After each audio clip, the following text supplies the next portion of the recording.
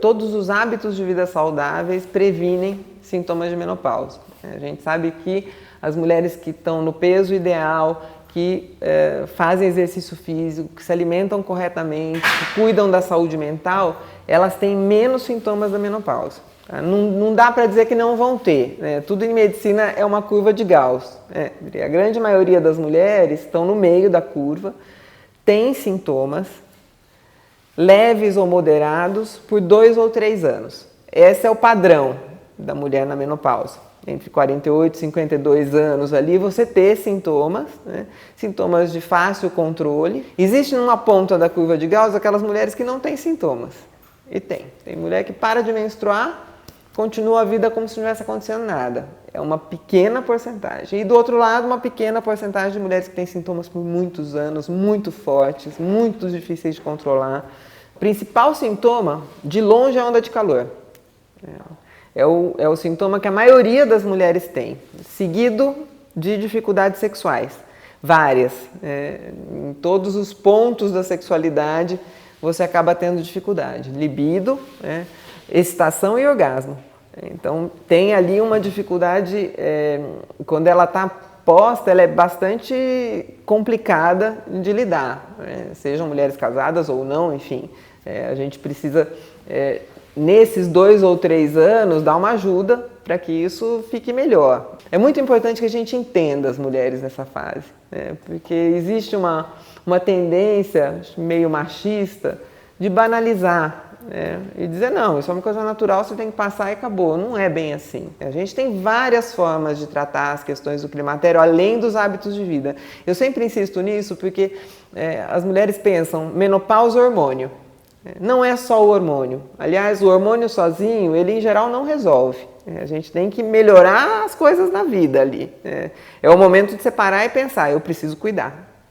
Então eu preciso cuidar da minha alimentação, preciso cuidar de fazer mais exercício, preciso cuidar de não me angustiar tanto, para não ter depressão, porque a menopausa pode trazer ali um clima mais depressivo no teu emocional, E aí a gente pode ter o uso dos remédios, tanto fitoterápicos, tem alguns bem interessantes que a gente pode usar para ondas de calor, para questões de libido, quanto os hormônios, que são bem interessantes também. A reposição hormonal foi uma guinada impulsionada pelas feministas americanas na década de 70 ali, que não se conformavam de nessa idade ter essa baixa de energia, e aí surgiram essas ideias de vamos repor o hormônio feminino, que é o que diminuiu. Aí se deu estrógeno indiscriminadamente, e a gente viu consequências ruins disso. Isso foi melhorando, como tudo é um pêndulo, Você vai muito radical para um lado,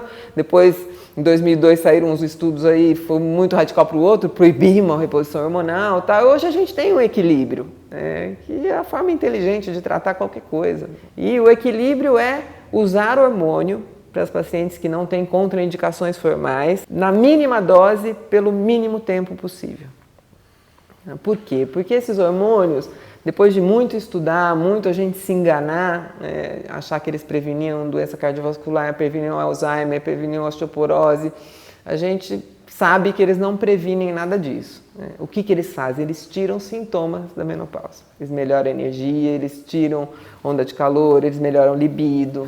Então, a gente usando numa dose pequena, por um período determinado ali de 2 ou 3 anos, a gente acrescenta pouco risco, não vai dizer que não acrescenta zero, porque tudo na vida tem um pouco de risco, mas você não está prejudicando a saúde dessa mulher e você está melhorando muito a qualidade de vida dela. Quem são as mulheres que não podem de jeito nenhum usar hormônio?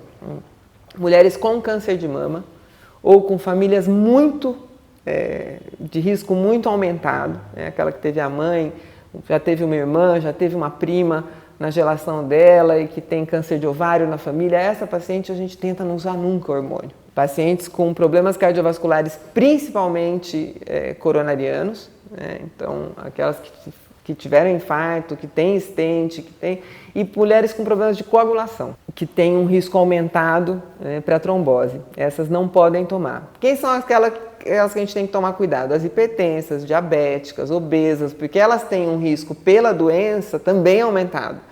de fenômenos tromboembólicos, de problemas cardíacos, né? Então, nessas a gente tem que tomar cuidado, mas podemos usar com cuidado. A sexualidade nessa fase da menopausa, né, pode ser resgatada, né, e deve, né, para aquela mulher que quer. Ela não é obrigatória para todas as mulheres, mas principalmente aquela que tem o desejo de voltar a ter uma vida sexual mais ativa, a gente tem várias formas de melhorar isso, principalmente aí sim com o uso de hormônio, né, basicamente hormônio masculino, mas a gente hoje usa os hormônios bioidênticos, que não danificam principalmente o fígado, porque a reposição de testosterona mais antiga era muito pesada para o fígado. E a gente consegue, às vezes com um pouquinho de testosterona, creminhos vaginais com um pouco de hormônio, lubrificante na hora da relação, a gente consegue melhorar todos esses sintomas ruins que ela vinha sentindo e ela volta a ter uma vida sexual mais ativa e lógico, da forma que ela quiser. Então eu acho importante a gente levantar essas questões e informar as mulheres que é possível, né? Porque muitas delas até se deprimem com essa questão e falam, não, acabou isso na minha vida, né?